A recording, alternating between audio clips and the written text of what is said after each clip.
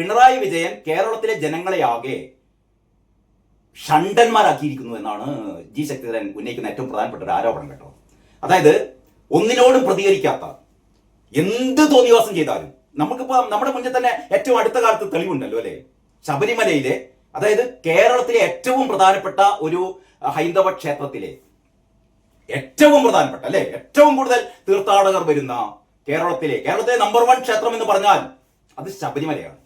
ഈ ശബരിമലയിലെ ശ്രീകോവിലിന് മുന്നിലുള്ള ദ്വാരപാലക ശില്പങ്ങളിലെയും വാതിൽപ്പാളികളിലെയും കട്ടിളയിലെയും സ്വർണം മുഴുവൻ അടിച്ചു മാറ്റി, വെറും സ്വർണ്ണം, എത്ര 2 കിലോയോളം സ്വർണം അടിച്ചു മാറ്റി കൊണ്ടുപോയി എന്ന് പറയുന്ന, ഒരുപക്ഷെ കേരളത്തിന്റെ ചരിത്രത്തിൽ ഇന്നേ വരെ കേട്ടിട്ടില്ലാത്ത അമ്പലക്കൊള്ള. ഇങ്ങനെ ഒരു അമ്പലക്കൊള്ള ഉണ്ടായിട്ട് കുറച്ച് അവിടുന്ന് ഇവിടുന്നൊക്കെ ചെറിയ പ്രതിഷേധം ഉണ്ടായി എന്നല്ലാതെ ആൾക്കാർക്ക് എന്ത് കൊള്ള.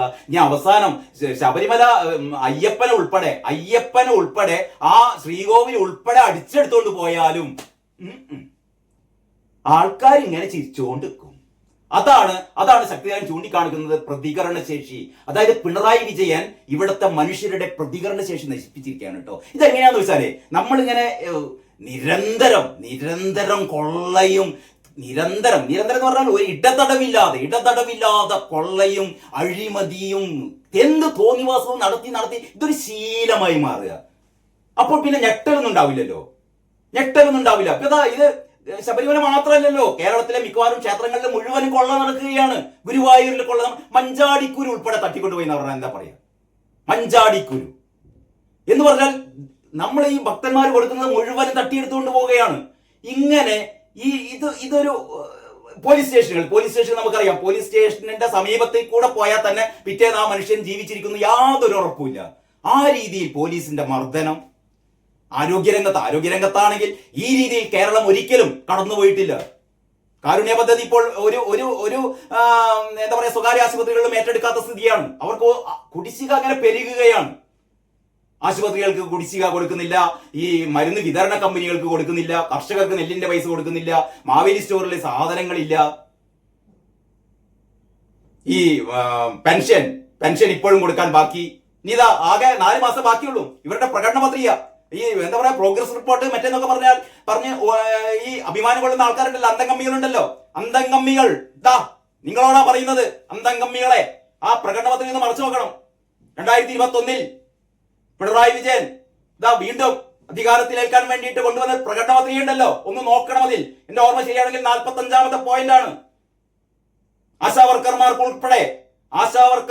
ഉൾപ്പെടെ ഇവിടുത്തെ ഈ ഇത്തരത്തിലുള്ള ദുർബല വിഭാഗങ്ങൾക്ക് മിനിമം കൂലി 700 രൂപ, ദിവസം 700 രൂപ മിനിമം കൂലി കൊടുക്കുമെന്ന് പ്രകടന പത്രികയിൽ എഴുതി വെച്ചിട്ടുണ്ട് കേട്ടോ.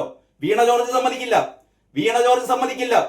അത് നിങ്ങൾ പറഞ്ഞൊരു കുത്തുണ്ട്, അതുകൊണ്ട് കുത്ത് കഴിഞ്ഞിട്ട് വരുന്ന വാചകം വേറൊരു വാചകമാണ് എന്നൊക്കെ പറഞ്ഞിട്ട് തലയുയരാം എന്ന് പറഞ്ഞാൽ 21,000 രൂപ ശമ്പളം ആശാവർക്കർമാർക്ക് കൊടുക്കാമെന്ന് പ്രകടന പത്രികയിൽ എഴുതി വെച്ചിട്ടുണ്ട് കേട്ടോ. എന്നിട്ടാണ് സെക്രട്ടേറിയറ്റിന് മുമ്പിൽ ഇപ്പോൾ 300 ദിവസത്തോളമായി, 275 ദിവസമായി ആശാവർക്കർമാർ സമരത്തിലാണ്. അപ്പോഴാണ് പിണറായി വിജയൻ മറ്റേത് പ്രഖ്യാപിക്കുന്നത്. അതിദരിദ്രരില്ലാത്ത കേരളം അത്രേ.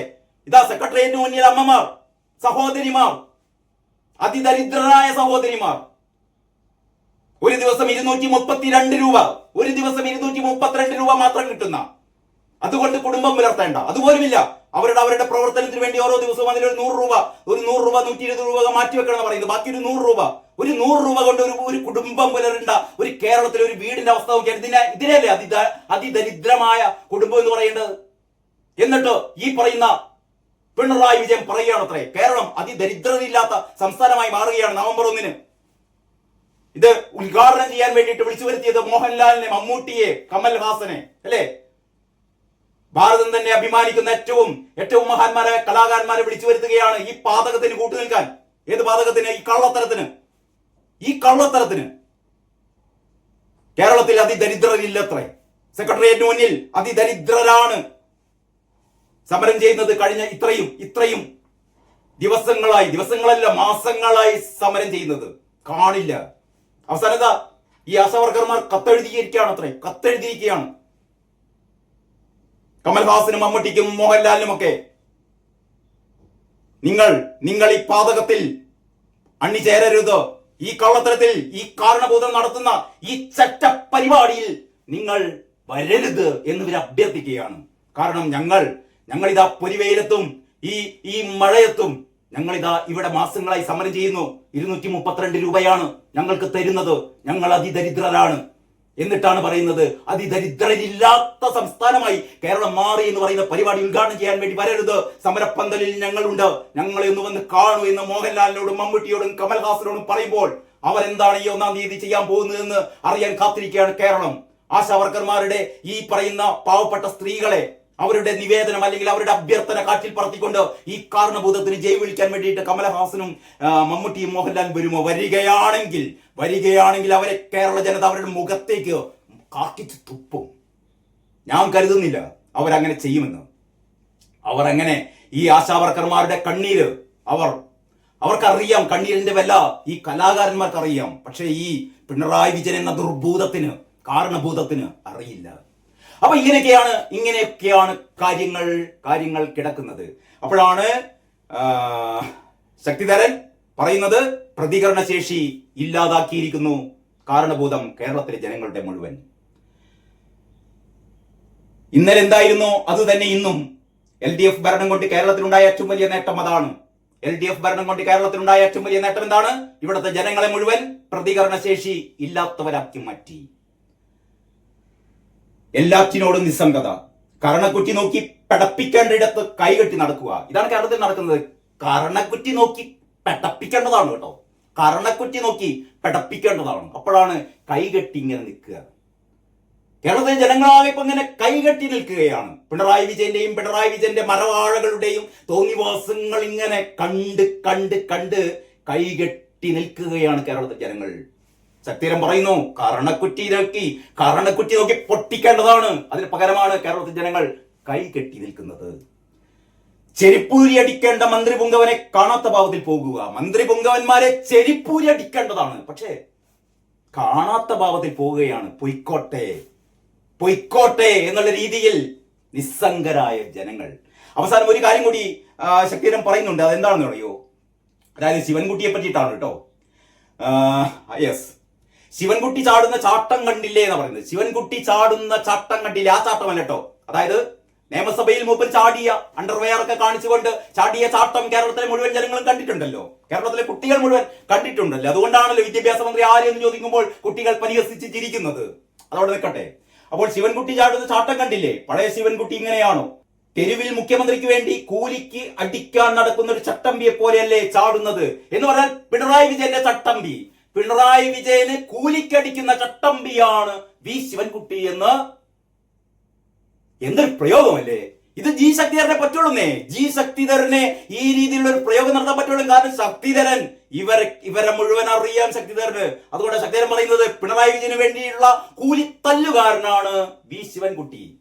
അല്ലാതെ വി ശിവൻകുട്ടി ആര് എന്ന് ചോദിച്ചാൽ കേരളത്തിലെ വിദ്യാഭ്യാസ മന്ത്രി എന്ന് പറയുകയല്ല വേണ്ടത്. വി ശിവൻകുട്ടി എന്ന് പറയുന്നത് പിണറായി വിജയന്റെ കാരണഭൂതത്തിന്റെ കൂലിത്തല്ലുകാരനാണ് എന്നതാണ് ഏറ്റവും ശരി. അങ്ങനെ അതിൽ ശിവൻകുട്ടിയിൽ അസ്ഥികൂടമേ ഉള്ളൂ. ഇനി മറ്റൊന്ന്, ഇങ്ങനെ ചാടുന്ന ശിവൻകുട്ടി പഴയ ശിവൻകുട്ടി അല്ല. ഇന്ന് ശിവൻകുട്ടിയെ കണ്ടാൽ ശിവൻകുട്ടിക്ക് ഇന്ന് അസ്ഥികൂടം മാത്രമേ ഉള്ളൂ. അസ്ഥികൂട ശിവൻകുട്ടിയാണ് ഇന്നത്തെ ശിവൻകുട്ടി. ശിവൻകുട്ടിയുടെ ബാക്കിയുള്ള അസ്ഥികൂടമല്ലാത്ത ശരീരഭാഗങ്ങളൊക്കെ എവിടെ പോയി? അതിന്റെ അകക്കാമ്പ് മുഖ്യമന്ത്രി തിന്നു തീർത്തു. കാരണഭൂതം ശിവൻകുട്ടിയുടെ അകക്കാമ്പൊക്കെ തിന്നു തീർത്തിരിക്കുന്നു. ഇനി അസ്ഥികൂടം മാത്രമാണ് ശിവൻകുട്ടി. ആ അസ്ഥികൂടമാണ് ഇപ്പോൾ മുഖ്യമന്ത്രിക്ക് വേണ്ടി എന്ത് ചെയ്യുന്നത് അറിയോ? ചാടിക്കളിക്കുന്നത്. ഏതായാലും അതിന്റെ അകക്കാമ്പ് മുഖ്യമന്ത്രി തിന്നു തീർത്തു, രാഷ്ട്രീയവും തിന്നു തീർത്തു. ഇതിനേക്കാൾ വലിയ ചാട്ടക്കാരെ തലസ്ഥാനം കണ്ടിട്ടുണ്ട്. PM ശ്രീ കരാർ ഒത്തില്ലെങ്കിൽ അതുക്കുമേലെ പണിയാൻ നോക്കും. ഇനി CPI-കാരെ ഇതൊന്നും അല്ല, നിങ്ങൾ ഈ കൈകാലിട്ടടിച്ചുകൊണ്ടൊന്നും കാര്യമില്ല. ഇതിനേക്കാൾ വലിയ കരാർ ഇനി വരാൻ പോകുന്നു, കാത്തിരുന്നോളൂ. ഇതൊന്നും ഒരു പ്രശ്നമല്ല. ഈ കരാർ നടപ്പാക്കാൻ പറ്റിയില്ലെങ്കിൽ CPM അതുക്കും മേലെ കരാറുകൾ നടപ്പിലാക്കും. കാരണം അങ്ങനെയാണ്. അതാണ് അന്തർധാര എന്ന് പറയുന്നത്. ഇതാണ് അന്തർധാര. അപ്പോൾ ഇതിനെ കുറിച്ചാണ് ശക്തിധരൻ ഏറ്റവും പുതിയ ഫേസ്ബുക്കിൽ പറയുന്നത്. മുഖ്യമന്ത്രിയെ കുറിച്ച് കൂടി പറഞ്ഞിട്ടാണ് ശക്തിധരൻ ഈ ഫേസ്ബുക്ക് പോസ്റ്റ് അവസാനിപ്പിക്കുന്നത്. മുഖ്യമന്ത്രി എന്നേ രാഷ്ട്രീയം കൈവിട്ടു, ദശാബ്ദങ്ങളായി എന്ന് പറയാം. അതായത് പിണറായി വിജയൻ ദശാബ്ദങ്ങളായി രാഷ്ട്രീയം കൈവിട്ടിട്ട് അന്തംകമ്മികൾ വിചാരിക്കും ഇയാളെന്തോ CPM-ന്റെ വലിയ നേതാവാണ് പിണറായി വിജയൻ. അയാള് രാഷ്ട്രീയത്തെ വിട്ടെന്ന്. എന്ത് പിണറായിക്ക് എന്ത് രാഷ്ട്രീയം, പിണറായിക്ക് എന്ത് രാഷ്ട്രീയം, പിണറായിക്ക് എന്ത് കമ്മ്യൂണിസം. ഇപ്പോൾ കുടുംബം, അംബാനി, അദാനി, ഫാരിസ് അബൂബക്കർ, രവി പിള്ള, അങ്ങനെ ഇപ്പോൾ പിണറായിക്ക് തൊഴിലാളി വർഗവും ഇല്ല, തൊഴിലാളി വർഗ താല്പര്യമില്ല, കമ്മ്യൂണിസവും ഇല്ല, ഒരു മണ്ണാങ്കട്ടില്ല. പിണറായിക്ക് ഇപ്പൊ എന്താ ഉള്ളത്? കുടുംബം, മോൻ, മോള്, പൊണ്ടാട്ടി, പിന്നെ രവി പിള്ള, ഫാരിസ് അബൂബക്കർ, അദാനി, പിന്നെ ഒരാളും കൂടി ഉണ്ടല്ലോ, അംബാനി. അങ്ങനെ ഇവരൊക്കെയാണ് പിണറായി വിജയന്റെ സ്വന്തക്കാർ. പാവം അന്തം കമ്മികൾ. ജയ് വിളിച്ചോളി, ഇനിയും ജയ് വിളിച്ചോളി. മൂന്നാമതും വരട്ടെ, കാരണഭൂതം മൂന്നാമതും വരട്ടെ എന്ന് തെരുവിലൂടെ മുദ്രാവാക്യം വിളിച്ച് നടന്നോ അന്തം കമ്മികളെ. പരിഹസിച്ച് ചിരിക്കും. ശക്തിധരൻ പറഞ്ഞ പോലെ നിസ്സംഗരായി നോക്കി നിൽക്കുന്ന ജനങ്ങൾ ചെകിട്ടത്ത് ചിലപ്പോൾ അടിക്കില്ല കേട്ടോ, ചെരുപ്പഴിച്ചടിക്കില്ല, ചെകിട്ടത്തും അടിക്കില്ല. അവർ കൈകെട്ടി നിൽക്കും. പക്ഷേ ചൂണ്ടുവിരലുണ്ടല്ലോ, അതിൽ മഷി തേക്കുന്നൊരു ദിവസം വരും കേട്ടോ. അന്ന് മൂടോടെ, അടിവേരോടെ കേരളത്തിൽ നിന്ന് തൂത്തെറിയപ്പെടും ഇവിടുത്തെ പിണറായിസ്റ്റുകൾ, പിണറായിയുടെ അടിമക്കൂട്ടം.